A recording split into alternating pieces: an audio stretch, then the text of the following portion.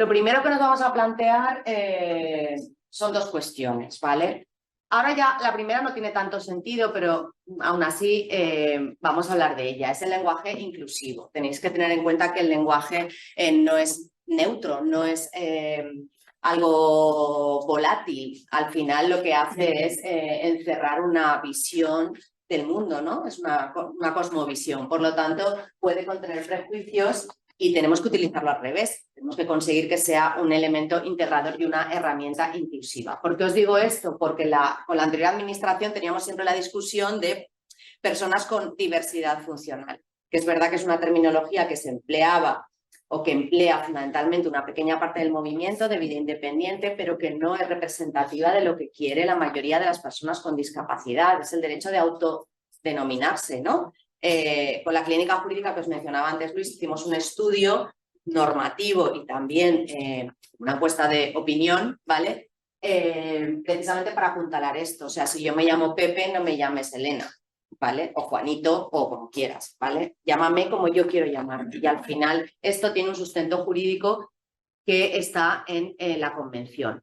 Todo esto se acabó chimpún porque aunque la ley de autonomía personal y atención a las personas en situación de dependencia ya hablaba claramente de personas con discapacidad, la Ley General de Derechos, que ahora la veremos, que es como el Código Civil de las personas con discapacidad, también hablaba de personas con discapacidad. Bueno, pues por rendijas iban colando estas terminologías. Sin embargo, ahora la Ley de Empleo, que sabéis que lo tenéis aquí abajo en azul, la disposición final segunda de la Ley 323 de 28 de febrero de Empleo, que ya está en vigor, lo dice muy claramente. Por si había alguna duda, ya os dice que las disposiciones normativas de los poderes y de las administraciones públicas, resoluciones, actos, comunicaciones, manifestaciones, personas con discapacidad, ¿vale? Por lo tanto, esto, cuando notificáis resoluciones, cuando pasáis resoluciones a su señoría o al letrado de la Administración de Justicia,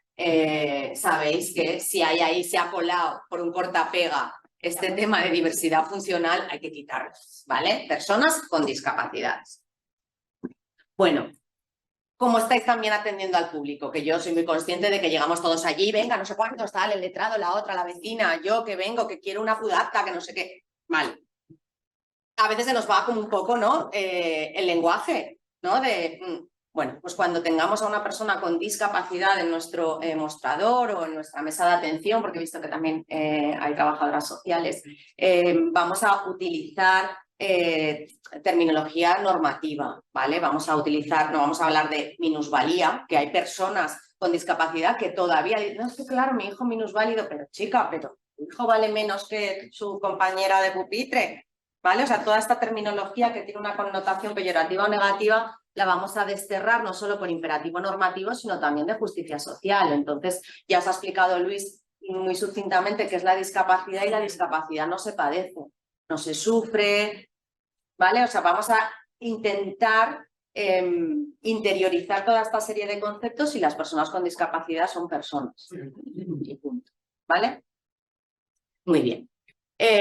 Fijaos el vídeo por lo que os decía de la terminología, ¿vale?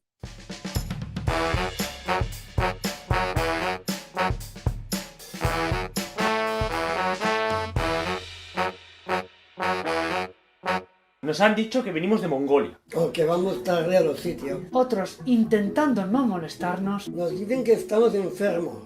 Y luego están los que dicen que somos ángeles caídos del cielo.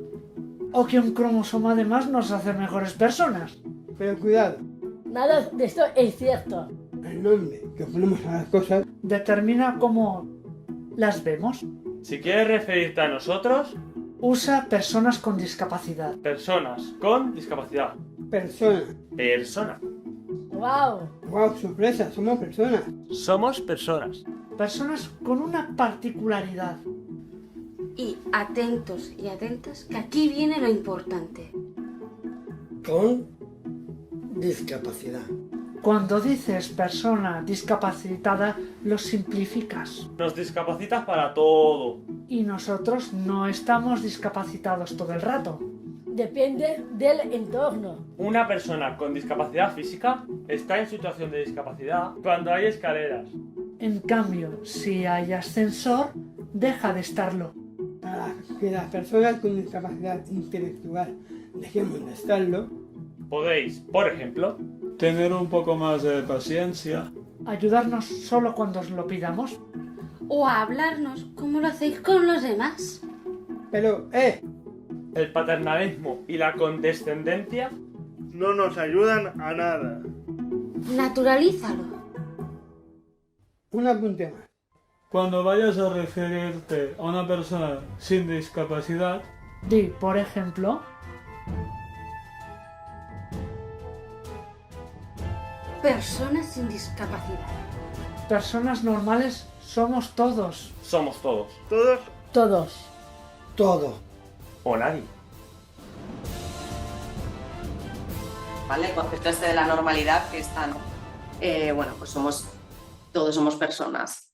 A ver, quiero salir, quiero hacer algo. Vale.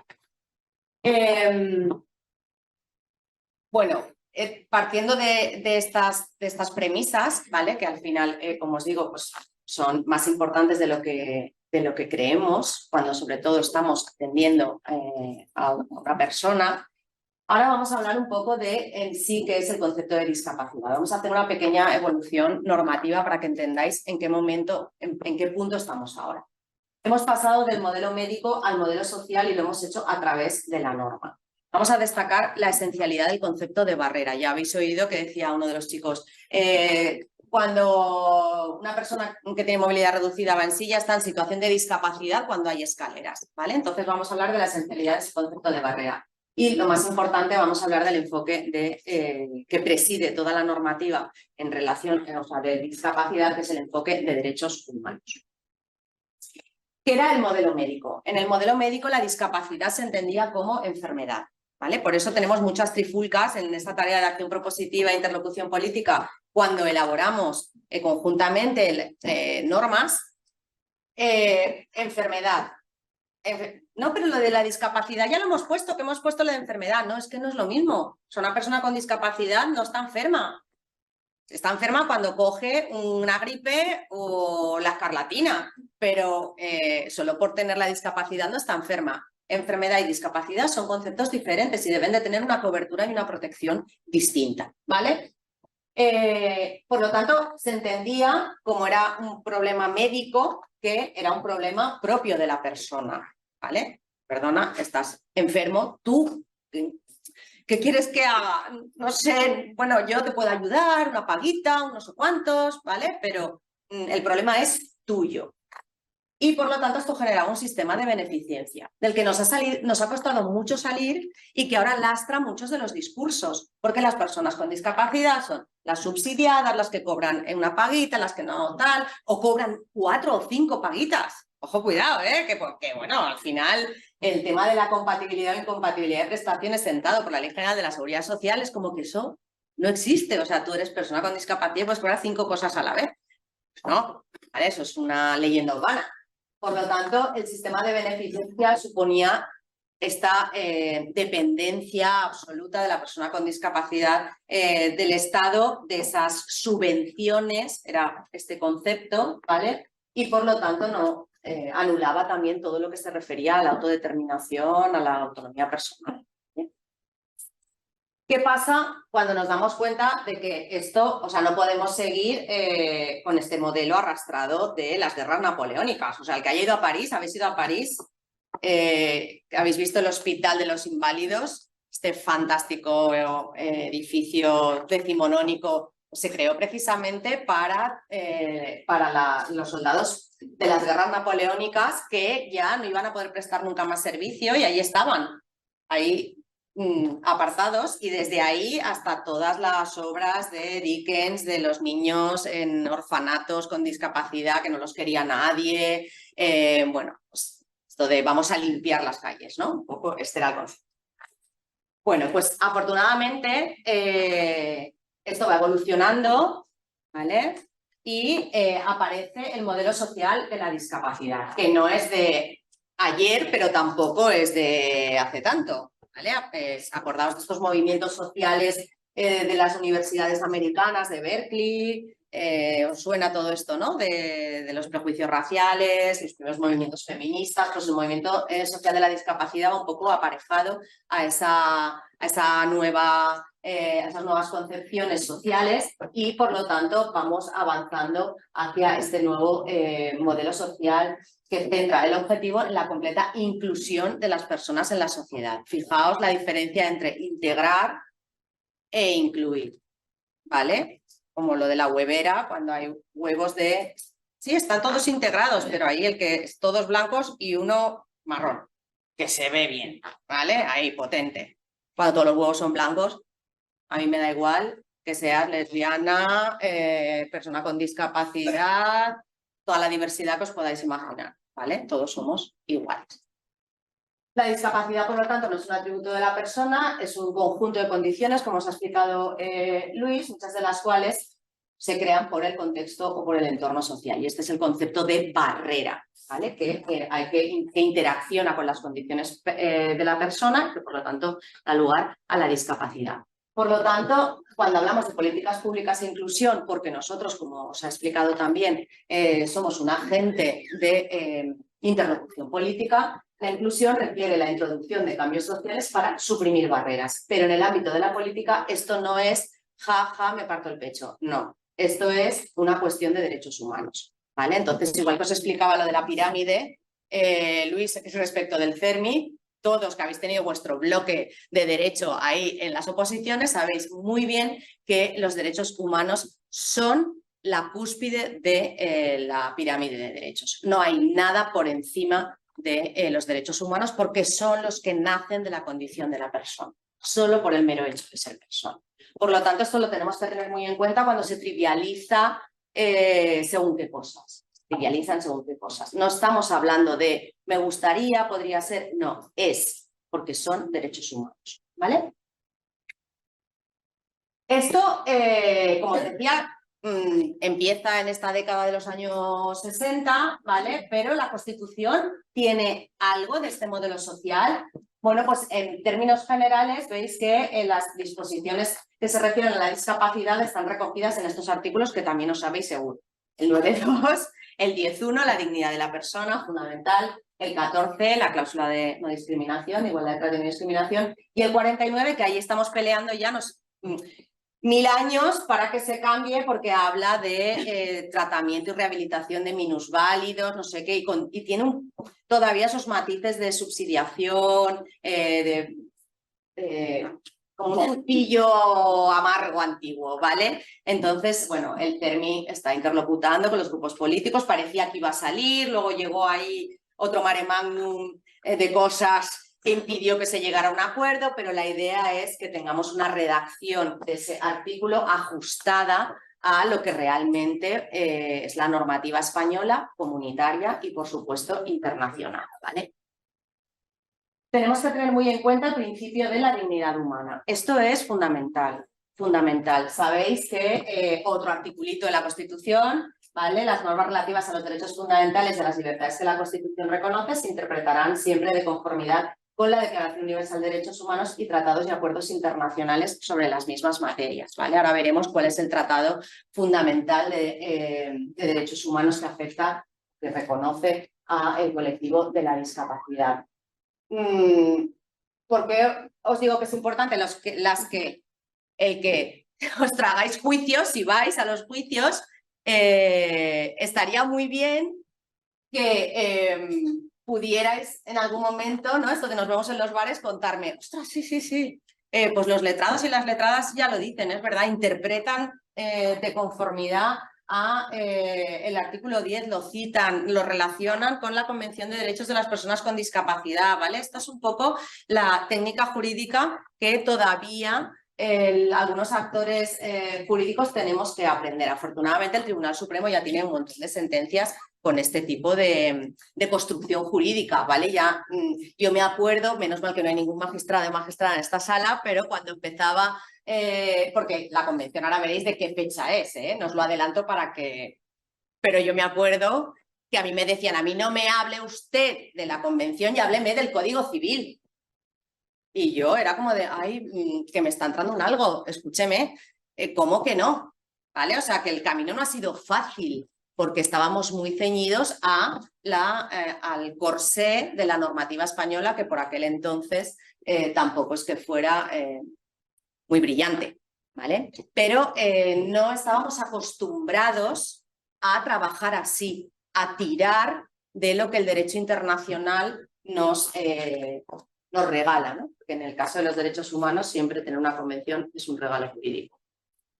La primera norma donde ya aparecen conceptos que se habían trabajado en el Año Europeo de la Discapacidad y que después van a pasar a la Convención de Naciones Unidas, que ya tenéis la fecha ahí, que es de 2006, ¿vale? Es la Ley de Igualdad de Oportunidades, No Discriminación y Accesibilidad Universales, la 51-2003. ¿Vale? Esta ley, pues por primera vez aparece una definición de persona con discapacidad, se basa en una concepción o un modelo biopsicosocial, os he dicho modelo social, porque biopsicosocial, pues precisamente porque contempla la globalidad de la persona, esto de holístico, que ahora se lleva tanto, ¿vale? Pues una concepción holística de la persona y cómo interaccionan estas condiciones personales con las barreras. Y ya introduce principios con autonomía, como igualdad de oportunidades, vida independiente, normalización, accesibilidad universal, diseño para todas las personas, diálogo civil y transversalidad.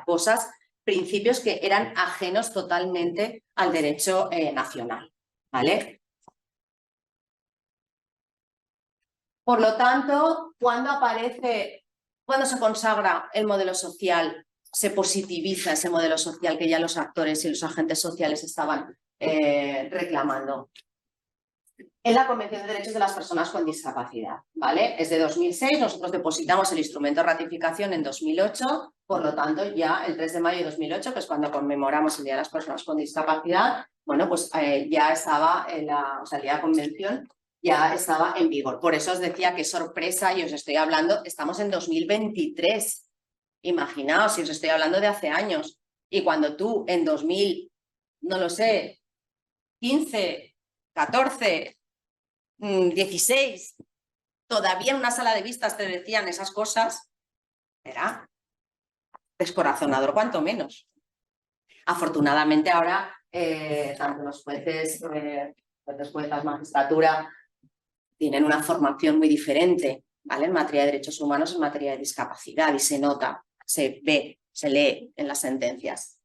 Y agradecer también a la Fiscalía General del Estado. Cuidado que Fiscalía, no sé si alguna trabajáis en Fiscalía, pero la Fiscalía ha hecho una tarea fantástica de divulgación, ¿vale? A través de instrucciones y a través de la aplicación práctica, porque eso, al final, lo bueno que tiene Fiscalía es que si yo lo digo, lo hacéis todos.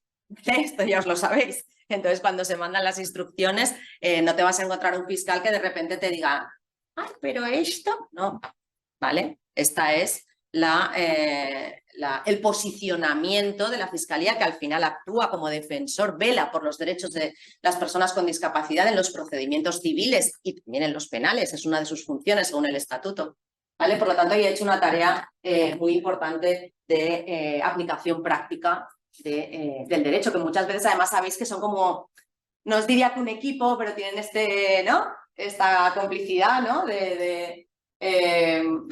de funcionarios, grupo A, los magistrados y los fiscales, y entonces se escuchan mucho y esto, a ver, nos ha ayudado muchísimo tanto la formación del Consejo General del Poder Judicial como la actitud de fiscalía, ¿no? Proactiva. Por lo tanto, este es el primer tratado de derechos humanos del siglo XXI, esto que no se nos olvide, y siempre decimos el que más instrumentos de ratificación depositados tuvo el primer día. Los estados se han pensado más otros tratados de derechos humanos que este. Este fue, ¿cómo se dice? Trending topic, ¿vale? Fue el trending topic del día. Bueno, pues entonces vamos a hablar un poquito de la Convención. Avances sin precedentes, consolida el cambio de paradigmas del modelo social de derechos humanos, primer tratado internacional. ¿Cómo se conceptualiza la discapacidad? No se da una definición propiamente, ¿vale? Pero se reconoce como un concepto evolutivo. Y esto también es algo que el Tribunal Supremo ha ido fijando en las sentencias, ¿no? O sea, no es lo mismo la discapacidad que puedes tener a los 6 años que la que puedes tener a los 25, ¿vale? Es un concepto dinámico que va evolucionando en función de muchas circunstancias, ¿vale? Y por eso se dice que es un concepto que evoluciona y lo importante que resulta de la interacción entre las personas con deficiencias, que esto es como que os suena después de todo lo que he dicho al principio, ¿vale? Pero también tenemos que pensar que los tratados internacionales muchas veces se retroalimentan de otras normas internacionales. Entonces, la clasificación internacional de enfermedades, que se utiliza muchas, los CIES, ¿vale? ¿Os suena esto de los CIES? Lo habréis visto en informes, etcétera, ¿vale? Todavía utiliza esa catalogación médica, ¿vale? Y entonces, pues a veces en algunos textos aparecen, incluso en inglés, cuando los lees en inglés y dices, qué feo esto, ¿no? Pero es porque es una traducción literal de la norma médica, ¿vale? Por lo tanto, interacción entre condiciones de las personas y barreras debidas a la actitud, que es lo que os decía Luis, hay que tener muy en cuenta las barreras actitudinales. Son las primeras que yo espero que ninguna de las personas que estáis aquí las tengáis, pero son las primeras que hay que derribar, las barreras actitudinales, porque sin esa empatía, sin esa proactividad no se va a poder derribar el resto porque no lo vas a entender. Por lo tanto, barreras debidas a la actitud y al entorno que evitan su participación plena y efectiva en igualdad de condiciones. ¿Bien? Al final, esto es como en los concursos. Lo importante no es ganar, es participar. ¿Os acordáis de esto? Yo es que ya tengo una edad, entonces esto lo decían mucho en mi época, ¿no? De jovencita, lo importante es participar. Pues fijaos qué importante es para las personas con discapacidad. No vale, yo entro, vale, muy bien, yo voy a entrar en la sala de vistas, venga, muy bien, mi juicio, vale, que mi empresa me va a pagar a tope, lo sé. Y luego no estoy enterando de nada, porque soy una persona sorda, no tengo las adaptaciones, porque soy una persona con discapacidad intelectual, no ha venido mi persona facilitadora, porque tengo dificultades para la comunicación, no ha venido mi facilitadora a la comunicación, ¿vale? O sea, al final todo esto son barreras de acceso. Y las barreras de acceso se traducen en la no participación. Por lo tanto, un derecho que no vaya complementado con el derecho a la participación plena y efectiva se queda en nada, ¿vale? Por lo tanto, ¿cuál es el propósito? Proteger, promover, proteger y asegurar el goce pleno y en condiciones de igualdad de todos los derechos humanos y libertades fundamentales por todas las personas con discapacidad y, por supuesto, el respeto de su dignidad inherente. Esto no lo podemos olvidar. Somos personas, todas. Estamos aquí, con o sin discapacidad, somos personas y todas tenemos dignidad humana. ¿Cuáles son los principios que consagra la Convención? Pues precisamente los que hemos visto que la Lyon Down ya estaba trabajando. Estos que os he dicho, dignidad inherente, autonomía individual, incluida la libertad de tomar las propias decisiones, que esa es la clave de la ley de 2021, ¿vale? Luego veremos un poquito de esto. La no discriminación, por supuesto, participación e inclusión plenas y efectivas, respeto por la diferencia y la aceptación como parte de la diversidad, igualdad de oportunidades, accesibilidad universal y diseño para todas las personas, igualdad entre hombre y mujer, y el respeto a la evolución de las facultades de los niños y las niñas con discapacidad y su derecho a preservar su identidad. Ahora hablaremos un poquito del concepto de género en la Convención, ¿vale? Porque, como os ha dicho Luis, tenemos un enfoque de género en este curso. El artículo 5, igualdad y no discriminación, estos son un poco la selección de derechos, ¿vale? Algunos de los que vamos a ver. El 5, igualdad y no discriminación, 6 y 7, que son disposiciones específicas para mujeres y niñas con discapacidad, las que trabajáis, si es que alguna trabaja en Fiscalía de Menores, sabéis que ahora el lenguaje apropiado en el marco de los derechos de la infancia ya no se distingue entre niñas y niños, aunque queramos hacer una perspectiva de género, ¿vale? O sea, van como en un pack. Niñas y niños. Ya no es esa diferenciación tan específica, ¿no? Por eso como niños y niñas con discapacidad, pero es un colectivo tan vulnerable que, aunque las niñas evidentemente puedan tener algún tipo de mayor exposición a algunas cosas, como luego veremos con las niñas con discapacidad, pero deben de considerarse en su integridad como infancia, ¿vale? Infancia y adolescencia. Accesibilidad universal, igual capacidad y vida independiente. Por lo que os decía de género, lo que sí reconoce la Convención es que las mujeres y niñas con discapacidad están sujetas a múltiples formas de discriminación, ¿vale? Y os habla en otros artículos de prejuicios, de prácticas nocivas, que se basan en el género, ¿vale? Por ejemplo, ahí tenéis otros preceptos en materia de salud y protección social. Sé que voy muy rápida, me estoy aprovechando de que no tengo intérprete de lengua de signos porque cuando la tengo me mira en plan de voy a asesinarte, entonces estoy aprovechando, pero para que podamos ver lo máximo posible porque os tenéis que ir luego al descanso. Entonces, esto, yo es que también he sido opositora, sin éxito, como vosotras, enhorabuena, y entonces, encima hablo muy rápido, ¿eh? Si queréis que vaya más despacio, podéis levantar la mano y decir stop, ¿vale? Bueno. Por lo tanto, ¿habla la Convención de Discriminación Múltiple? Sí, pero habla del concepto de interseccionalidad, que es lo que nos da la real perspectiva muchas veces de género y discapacidad. Bueno, podríamos decir que literalmente no. Tenemos que tener en cuenta que no es lo mismo discriminación múltiple que interseccional, ¿vale? Aquí os he puesto una frase de Mari Matsuda, ¿vale? Que es profesora de Stanford, y os dice, trabajar en coalición nos obliga a buscar las relaciones de dominación obvias y las no obvias, ayudándonos a ser conscientes de que jamás una forma de subordinación se mantiene aislada, ¿vale? Yo no sé si alguna trabajáis también con violencia de género y ahí es muy evidente. Cuando tú atiendes a una víctima de violencia, si te quedas solo en que es mujer, apaga y vámonos, ¿vale? O sea, no le vas a solucionar ninguno de sus problemas, que serán muchos, ¿vale? La interseccionalidad lo que supone es ese cruce de factores, mujer, pobre, negra, lesbiana, con discapacidad, que se pueden dar perfectamente en una persona, que la configuran como persona y que constituyen factores de exclusión, y todos aportan su pequeña parte precisamente para eso, para excluirla socialmente, ¿vale? Por lo tanto, es muy importante y la hace más vulnerable a la discriminación. Por eso es muy importante el concepto de interseccionalidad. Para nosotros, para las personas con discapacidad, además, bueno, es fundamental.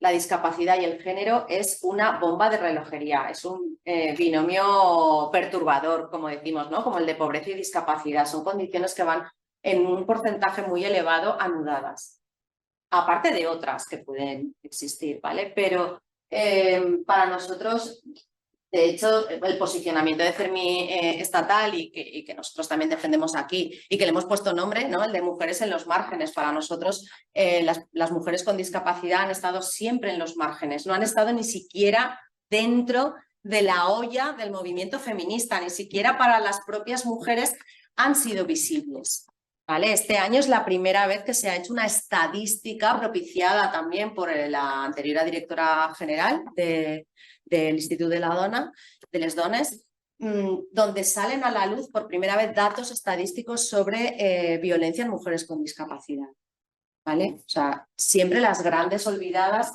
las que han estado en los márgenes, incluso, como os digo, del propio movimiento feminista. Ahora, afortunadamente, esto ya no sucede, ¿no? Pero ha costado mucho sacar la cabeza del agua, ¿no?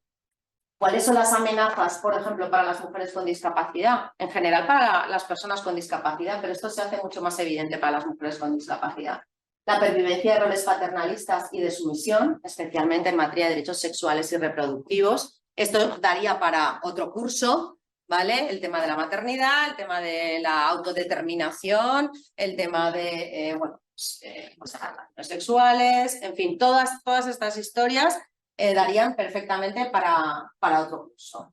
La prevalencia de una sociedad de estereotipos en torno a la mujer y niña con discapacidad, ¿vale? Aparte, sabéis que el prejuicio contra la discapacidad se llama disfobia, ¿vale? Es disfobia y género. Por eso tenemos una comisión también, además, de imagen social y comunicación, para trasladar esa imagen positiva de las personas con discapacidad y en especial de las mujeres con discapacidad, que muchas veces no son normativas, ¿no? O sea, Gucci no las va a llamar, desgraciadamente, para anunciar un perfume, visto la línea que tienen las grandes empresas para anunciar perfumes, ¿no? Pero ¿por qué no? Podrían, si nuestros prejuicios no existieran.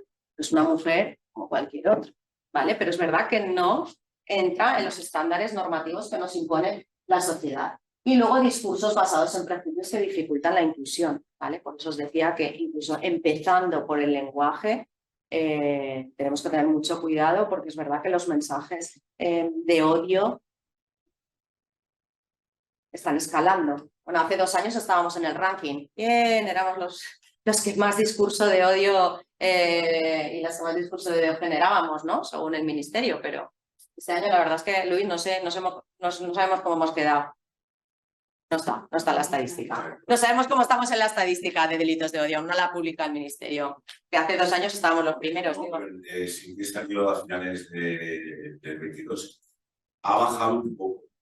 Es decir, ha habido un índice de disfobia.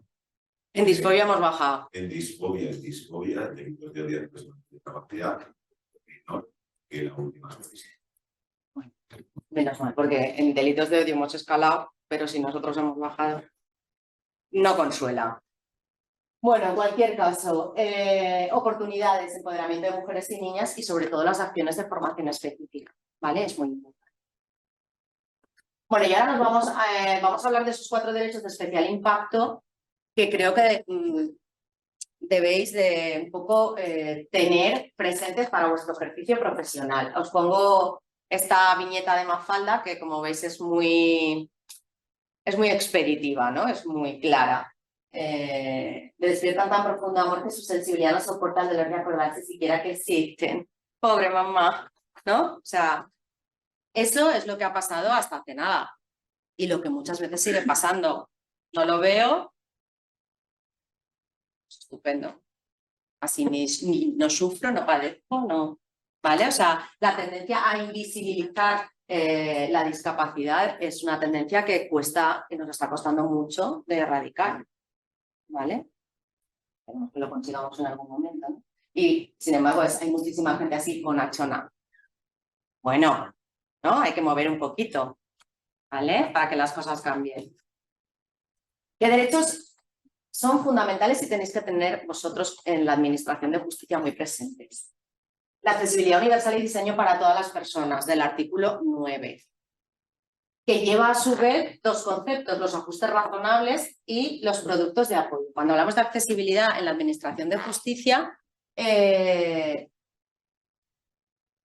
si yo pido, lo que os decía antes, una intérprete de lengua de signos para un juicio y no me la dan, esto es un ajuste razonable de procedimiento, es un ajuste de procedimiento. Si no me lo dan, es una denegación que constituye discriminación directa, no indirecta, directa, ¿vale?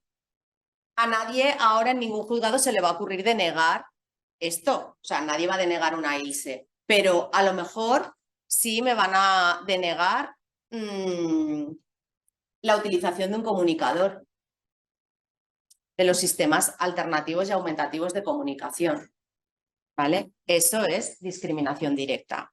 El SAC, además de un sistema de comunicación, lleva aparejado un producto de apoyo. Un producto de apoyo es lo que me conecta a mí con la realidad física y con mi entorno y me permite comunicarme, ¿vale? Por lo tanto, ajustes razonables y productos de apoyo.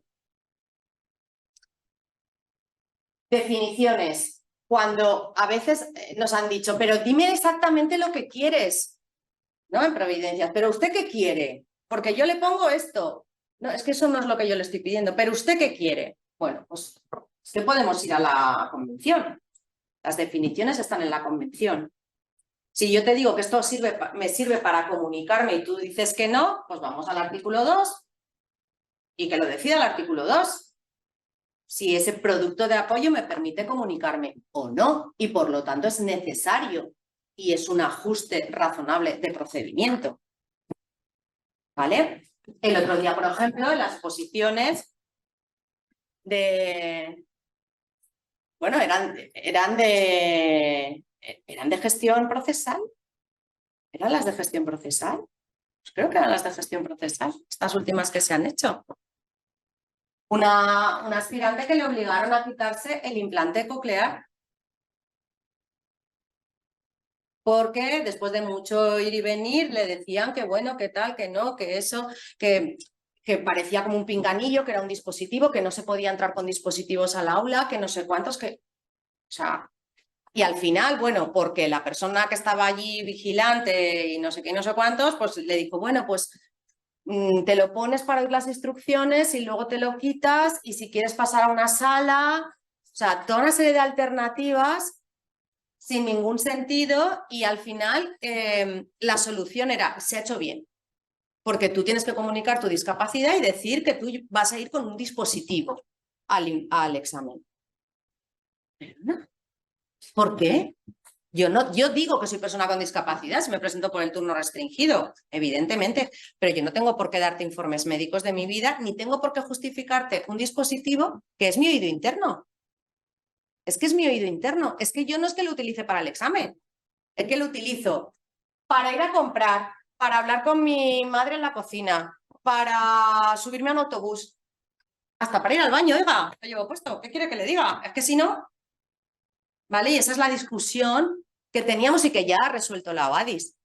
Y ya lo ha dicho muy claramente, esos dispositivos forman parte del sistema de comunicación de la persona diario, habitual. Eso no se quita bajo ningún concepto. Y lo contrario es una denegación y por lo tanto una discriminación directa. ¿Vale? Otro derecho estrella que es el artículo 13, ¿vale? Que es el de igual acceso a la justicia. Acceso en igualdad de condiciones, ajustes de procedimiento que va entroncado con la accesibilidad universal, ¿vale? Y formación y capacitación de los operadores jurídicos y profesionales de la Administración de Justicia. Esos son los 3 vectores que guían realmente la aplicación efectiva de este derecho. ¿Cuál es el contenido? Bueno, pues el contenido está definido o se definió ya de manera más definitiva, porque aunque tenéis que saber que la Convención tiene un comité, todos los tratados de derechos internacionales tienen comités, ¿vale?, que se encargan de su interpretación. Porque la normativa también puede quedar obsoleta o puede variar para la interpretación para ajustarla a la realidad social, ¿no? Esto de la interpretación sistemática, no sé cuántos tal, que pone el Código Civil, ¿no? ¿Sabéis los criterios de interpretación del Código Civil? Pues eso. Entonces hay comités permanentes en los tratados para vigilar su observancia, que los países realmente están cumpliendo las prescripciones de los tratados que han suscrito, que han firmado, y también para ver cuál es o sentar una interpretación homogénea de los preceptos, ¿vale? Entonces, respecto del artículo 13, el Comité de Derechos de las Personas con Discapacidad de la Convención había sentado ya cuál era el contenido, pero se acabaron publicando estos criterios en agosto en una resolución de la Relatora Especial sobre Derechos de las Personas con Discapacidad, ¿vale? Y se establecen los principios y directrices internacionales sobre el acceso a la justicia, es decir, ¿qué es acceder a la justicia en igualdad de condiciones? Son varios, pero, a ver, podéis ver cómo se relacionan con la accesibilidad universal, infraestructuras accesibles, no discriminación, el papel para la infancia, niños con discapacidad, todo el sistema de comunicación judicial respecto de como os decía, de la accesibilidad universal, salvaguardas sustantivas y procesales, adaptaciones necesarias, todo va pivotando, ¿vale? El acceso a la sobre ese derecho principio, eje vertebrador de la Convención, que es la accesibilidad universal. Y luego también os aparece, a ver, ¿dónde está?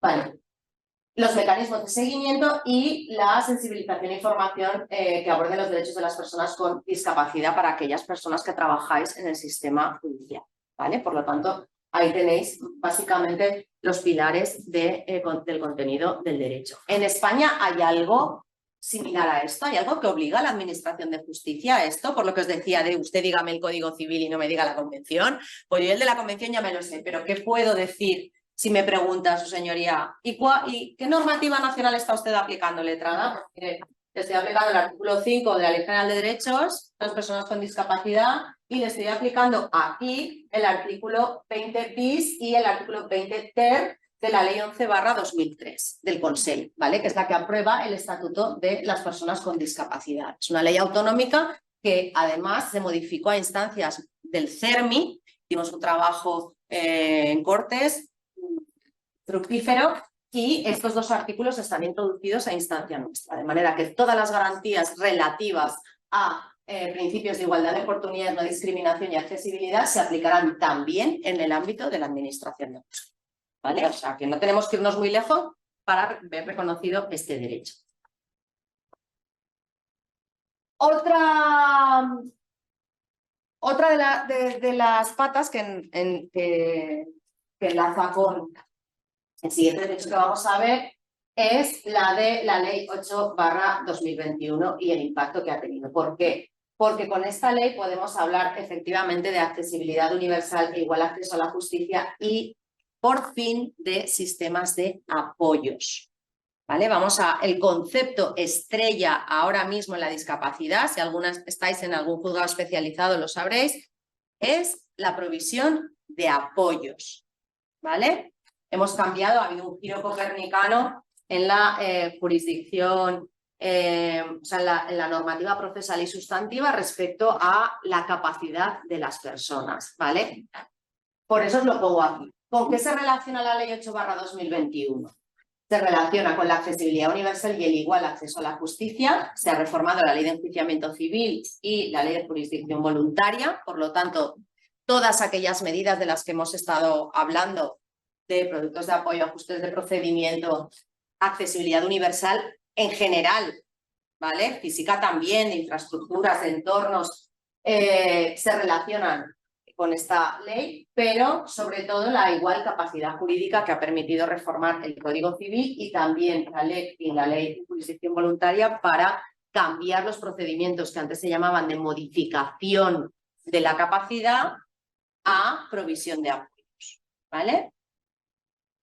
Bueno, os pongo aquí un poco el artículo, ¿vale?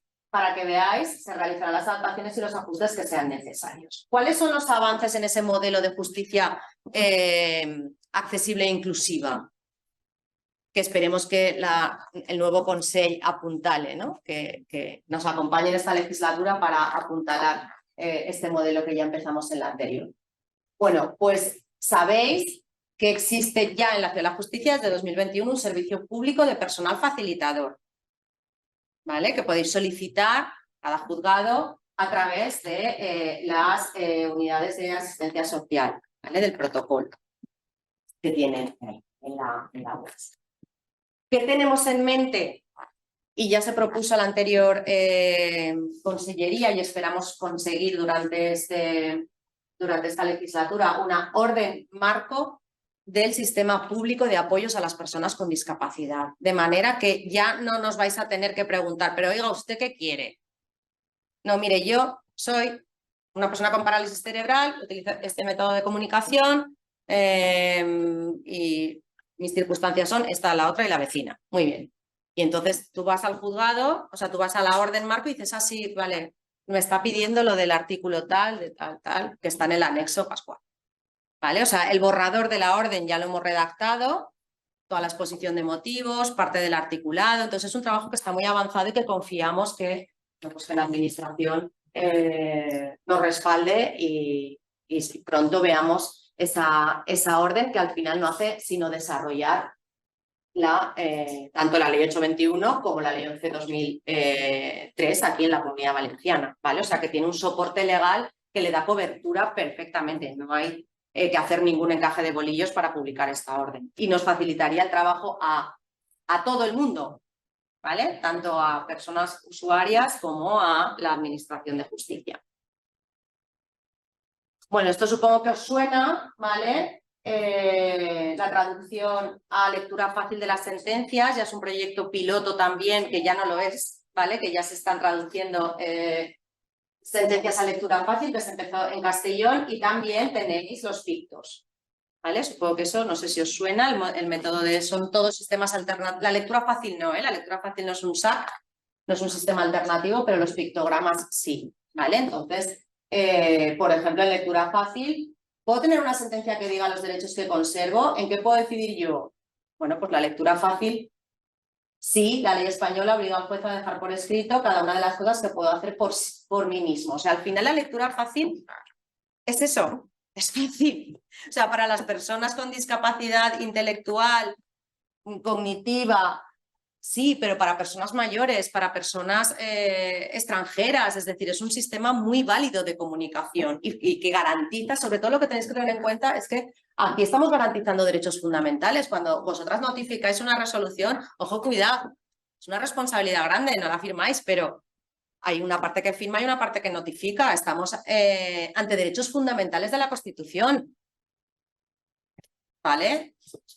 Que no se nos puede producir indefensión a la ciudadanía. Entonces, si tú no te quieres cargar el artículo 24, tienes que notificar en condiciones de igualdad, porque si no, estás generando indefensión. Porque la persona llega y dice, pues bien, ¿y esto qué es? Y cuando se lo van a explicar, se le pasa el plazo. Ostras, amiga, qué fuerte, ¿no? Por lo tanto, es muy importante que tengamos en cuenta que la accesibilidad universal es fundamental para garantizar el derecho a la defensa y evitar la indefensión, ¿vale? Más allá de la discriminación, etc. Por lo tanto, enlazamos con este artículo 12, que es el que habla de la igual capacidad jurídica, ¿vale? Es decir, las personas con discapacidad tienen igual capacidad jurídica.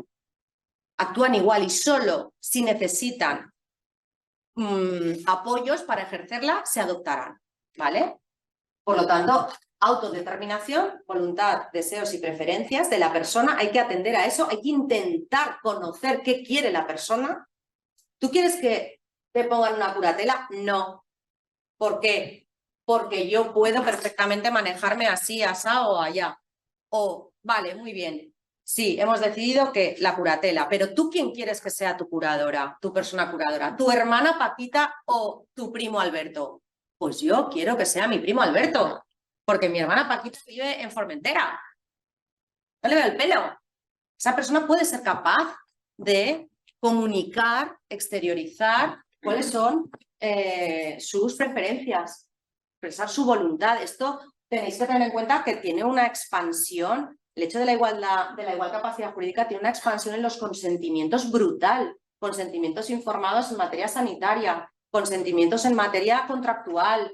Es decir, estamos hablando de cuestiones de la vida diaria, que nosotros nos levantamos y yo digo, sí, pues sí, que me hagan una resonancia y me metan el contraste, o que me pongan una sedación, o que, ¿vale? Y lo tenemos muy claro. La persona con discapacidad no tienes por qué negar al inicio ese derecho. Primero tienes que averiguar si es capaz o no de prestar ese consentimiento informado, porque si no estás lesionando derechos fundamentales, ¿vale? Por lo tanto, esta igual capacidad jurídica produce la reforma del Código Civil, ¿vale? Y pasamos de un sistema de sustitución, que es lo que os contaba Luis, o sea, patria potestad se acabó, tienes un hijo o hija con discapacidad, cumple los 18 años y se acabó la patria potestad.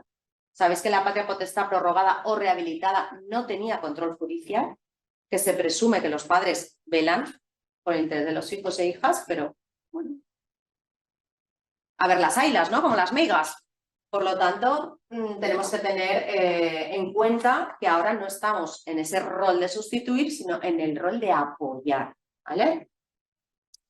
Esto no os lo voy a explicar porque mañana tenéis a Ana María Lanuza, la fiscal delegada, que os va a hacer una exposición específica sobre la Ley 8/2021. Simplemente quería que tuvierais en la cabeza que, bueno, es importante conocer de dónde viene esta Ley 8/21, que viene de ese artículo 12 de la Convención y que al final lo que tenemos es un vuelco de todo el sistema y que solo en última instancia se adoptarán medidas judiciales, ¿vale? Las medidas voluntarias son preferentes, yo voy a la notaría y adopto las medidas voluntarias que yo considere para mi apoyo, para mi autodeterminación, y luego puedo tener una guarda de hecho informal y en casos muy extremos puedo tener una curatela asistencial o representativa, que será como una tutela antigua, ¿vale? Pero todo esto os lo explicará Ana. Supongo que también os hablaré del internamiento no voluntario, que esta es otra de las grandes cuestiones, ¿vale? Del derecho. Bueno, esto es un taller que normalmente hacemos, pero hoy no nos da tiempo porque me quedan 15 minutos. Pero hablamos de la praxis profesional, o sea, comentamos casos y precisamente hablamos de estas victimizaciones secundarias, o sea, de situaciones reales de personas con discapacidad que al final han llegado al juzgado y han dicho, pues mira, yo casi que estoy para acostarme ya, ¿vale? Después de este íter de victimización primaria, secundaria y ya rozando la terciaria, ¿no? Porque todos son problemas y todo deriva de la falta de aplicación de la normativa, que al final no está relacionado con el artículo 8 de la Convención. Estamos hablando de una toma de conciencia de derechos. Esto no es un regalo, esto no es algo que te regala la administración, ¿vale? No es discrecional, esto es un derecho, tanto a nivel internacional como a nivel nacional. Por lo tanto, hablamos de toma de conciencia de derechos. Estas situaciones son absolutamente intolerables ya. ¿Bien? Pero bueno, no nos vamos a enredar en esto, si no, no acabamos. Por lo tanto, igualdad de acceso y concepto de barreras, esto es el meollo de la cuestión, ¿vale? Y de todo lo que hemos visto hasta ahora, realmente, ¿cuáles son las barreras fundamentales que enfrentamos? Las restricciones al ejercicio de la capacidad, lógicamente, el que quieran decidir por ti, cuando tú todavía puedes perfectamente, tienes capacidad intelectiva y volitiva para hacerlo. También que te impongan sistemas, como se hacía antes, de protección demasiado intensos, es decir, que al final acaban sustituyéndote. El incumplimiento de las obligaciones en materia de accesibilidad universal o diseño para todas las personas y la necesidad de formación específica de las personas profesionales, ¿vale? Ahora estamos en la Administración de Justicia, pero estos cursos se hacen en toda la administración sanitaria también. Claro, pensad que estáis en administraciones que comprometen derechos fundamentales. Tendréis un servicio público, ¿vale? Entonces, educación fundamental en CEFIRE, justicia fundamental que estéis aquí, sanidad fundamental, ¿vale? Hay otras administraciones que, bueno, hay que hacerlo porque también atienden, ¿vale? Pero no es ese trato tan directo en el que de vosotras y vosotros puede depender en un momento determinado la configuración adecuada y la efectividad plena de un derecho, ¿vale? Y aquí os he puesto pues un poco de todo, ¿no? De barreras, aparte de las barreras actitudinales, pues fijaos lo que nos podemos encontrar en un juzgado, ¿no? Falta de acceso físico, incluso dependencias policiales, ¿eh? O sea, tenemos que tener en cuenta que la ley, cuando hablamos del personal facilitador, siempre decíamos, pero es que la norma habla de las fases previas al proceso, ¿vale? O sea, cuando tú tienes una víctima, la persona que facilita esa comunicación, que es capaz de trasladar lo que esa persona quiere decir en ese momento, no tiene que llegar en el momento de la declaración ante su señoría. Tiene que haber estado ya en las fases previas, tiene que haber estado en la denuncia, por ejemplo, ¿vale? Y a efectos civiles, pues igual, porque la idea del personal facilitador es todo tipo de procesos, no solamente víctimas o agresores o agresoras, ¿vale? Es en todo tipo de procesos, en todo tipo de jurisdicciones y en el ámbito previo al proceso, en los momentos procesales y preprocesales, ¿vale? Y luego este que os decía, que bueno, que a lo mejor a vosotros no os impacta mucho, pero que para nosotros es fundamental y que entronca con muchísimos otros derechos, que es la vida independiente, ¿vale? Del artículo 19. Os he puesto ahí los dos carteles de las pelis. Esta última, que sepáis que la tenéis en cines, que yo fui el otro día a verla, mi hija. Y ¿qué es este derecho? O sea, este derecho fundamentalmente lo interpreta esta observación general número 5 del comité, ¿vale? Y tiene dos vectores: vivir de forma independiente y ser incluido en la comunidad, ¿vale? Incluye derechos que os parecen tan futiles como elegir con quién y dónde vivir. Para una persona con discapacidad gravemente afectada puede no ser tan fácil no solo elegir, sino poder elegir. Afortunadamente el artículo 12, fijaos cómo implica, o sea, yo no quiero vivir en una resi, yo quiero ir a otro tipo de recurso. Oye, una vivienda colaborativa, que ahora es otro recurso social que presumiblemente se va a poner en marcha. ¿Vale? Y a lo mejor tu madre está, no, a la resi, tú a la resi, ya, pues que yo no quiero ir a la resi. ¿Vale? Entonces eso es artículo 12 y artículo 19. ¿Vale? Vida independiente. Y relacionado, como os decía, con la desinstitucionalización, pero también con algo que es un apoyo, que no es un apoyo específico que la Administración de Justicia debe proveer, ¿vale? Pero que no debe de obstaculizar. Es decir, si yo tengo un asistente personal, que no sé si sabéis lo que es, que no es el personal facilitador, que no es la facilitadora de la comunicación. La asistencia personal es esa persona que acompaña a la persona con discapacidad y que ejecuta las tareas que esta persona determina que debe de ejecutar, ¿vale? Pero no solo está en discapacidad física, ¿no? Os podéis, a lo mejor en un juzgado, decir, ay, pues viene esta, pues mira, va así, viene con silla y una persona tal, pues esta persona, pues si es audiencia pública no pasa nada, ¿no? Se cuela dentro de la audiencia pública, pero si no es audiencia pública, esa persona tiene que entrar, porque es la persona que asiste, ¿vale? Que complementa como un producto de apoyo, pero personal, ¿vale? Entonces, si yo necesito que me encienda, no lo sé, el comunicador o que me coloque el ratón o que lo que sea, ¿vale? Necesito a esa persona.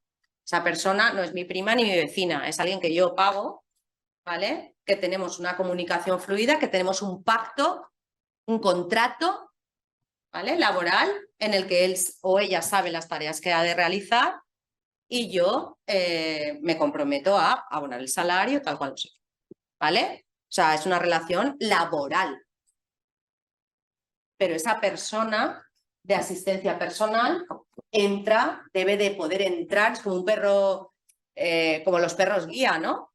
De las personas ciegas, que menos en los quirófanos entran en todas partes. Por la asistencia personal igual, si yo voy a un juicio con mi asistencia personal, no le voy a parar en la puerta y le voy a decir, no, es que no es audiencia pública o hasta que no diga audiencia pública, no, es que si entra mi persona, entro yo también.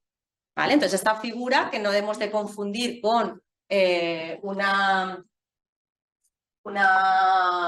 figura de comunicación es también importante que la conozcáis. Y luego en el contexto normativo nacional que tenemos, pues en la legislación básica estatal, que de esta podemos tirar todo lo que queramos, ¿vale? Porque la legislación básica es como muy chula y sirve para todo. El Real Decreto Legislativo 1/2013, la Ley de Promoción de la Autonomía Personal, ¿vale? Y de atención a las personas en situación de dependencia, que esta tiene decretos autonómicos, ¿sabéis? De desarrollo, que son como se pide aquí el reconocimiento de la situación, el catálogo de prestaciones que tiene, el programa individualizado de atención, de ahí viene la asistencia personal, ¿vale? Tú solicitas esa prestación, ese servicio cuando solicitas el reconocimiento de la situación de dependencia. Luego la ley 1522 integral para la igualdad de trato y no discriminación, que es una ley muy chula, os lo digo así, es muy chula, que será de las que pase desapercibidas porque no es una normativa de impacto sectorial y entonces en plan de, ¿vale? Pues no. Es súper transversal.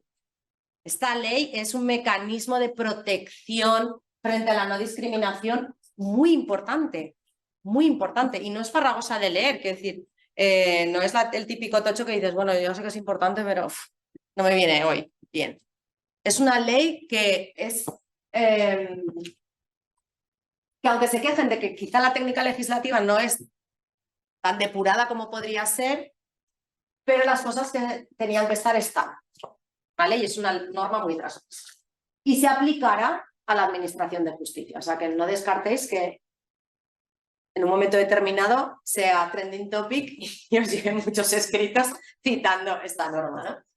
Luego la ley 821, que os explicará Ana, la ley 27/2007 sobre el reconocimiento de las lenguas de signos españolas y medios de apoyo a la comunicación oral de personas sordas con discapacidad auditiva y sordociegas. La 622, que es una ley muy cortita, pero era como el pilar que faltaba en la accesibilidad universal, que es la accesibilidad cognitiva, ¿vale?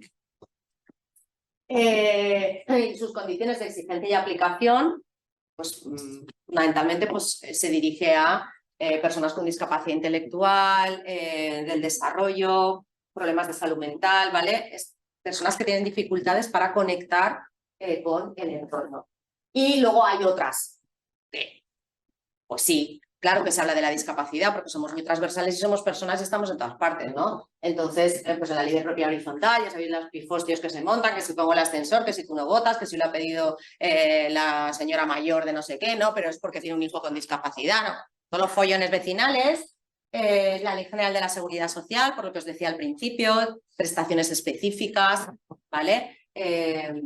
O complementos específicos, si estáis en lo social, estáis aburridos de procedimientos de incapacidades permanentes, pues cuando llega una gran invalidez, ese complemento de ayuda a tercera persona, me están diciendo que me calle, me quedan, 5 minutes, me quedan 5 minutes, ¿vale? El Real Decreto Legislativo 1/2013, ¿qué es? A ver, es como la convención, pero en España. Entonces, tampoco nos vamos a extender mucho porque realmente lo que tiene bebe de la fuente internacional de la convención. Por lo tanto, personas con discapacidad como titulares de derechos, ¿vale? Y los poderes públicos tienen obligación de garantizar el pleno ejercicio, ¿vale? Por lo tanto, estamos ya superando ese concepto asistencial y estamos en un modelo social inclusivo, ¿vale? Desarrolla los 5 pilares con perspectiva transversal de la propia convención: educación, salud, empleo y formación, justicia y participación, ¿vale? ¿Y cuáles son los principios que enlazan todos estos pilares y todos los derechos que contienen? Accesibilidad, capacidad plena, libertad en la toma de decisiones, autonomía personal y autodeterminación. En la legislación autonómica, pues fundamentalmente la ley marco es la 11/2003, ¿vale? Hay otras normas que contienen disposiciones protectoras específicas, luego creo que he puesto una diapositiva de eso. Y estamos también esperando otro proyecto que se quedó ahí, ¿vale? En borradores, que es la Ley de Accesibilidad Universal de la Comunidad Valenciana, que tiene disposiciones específicas para la Administración de Justicia. O sea que al final os va a llover por todas partes, ¿vale? Cuando llegue la justificación de la previdencia, pues va a ser más largo toda la retaila de artículos que lo que dice la propia providencia o el propio auto, ¿vale? Esto es lo que os decía, esta ley marco que modificamos para adaptar su contenido a la convención, ¿vale? En una ley que publicaron, o sea, que se aprobó en Cortes, la ley 9/2018. Y básicamente, pues lo que hicimos fue actualizarla con todo lo que hemos visto, ¿vale? Pues la nueva concepción de la capacidad y la autonomía personal, igualdad de trato y no discriminación, fundamentalmente en el acceso a la justicia o en la participación en la vida política y social. Se incorporan derechos nuevos, como por ejemplo el de la asistencia personal, y se refuerza todo lo que tiene que ver con la plena accesibilidad, ¿vale?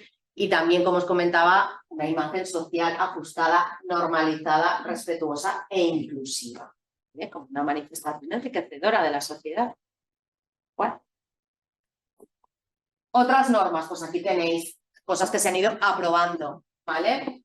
Viviendas colaborativas, que tiene unas disposiciones concretas incluso para que entidades de iniciativa social puedan promover la construcción de este tipo de viviendas colaborativas para personas con discapacidad, que llevarán los apoyos incorporados. Es decir, es como si viviera, pues yo qué sé, en una urbanización de estas, así un complejito, ¿no? Como de 3 bungalows.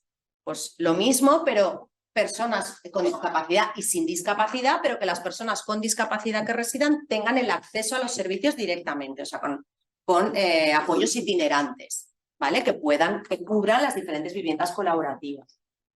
Porque eso garantiza o es un paso previo a la desinstitucionalización. O sea, al final, no todo el mundo que está institucionalizado quiere estarlo. Y esto supone respetar voluntades, deseos y preferencias de las personas, pero para eso necesitamos un paso intermedio entre el domicilio, donde muchas no van a poder estar autónomamente, y las residencias o los centros, ¿vale? Ya veremos qué pasa, ahí os lo dejo. No olvidéis que la discapacidad es diversa. Luego veréis una serie de vídeos sobre trato adecuado con enfoque de género muy chula que participan todas las federaciones. Y hasta aquí.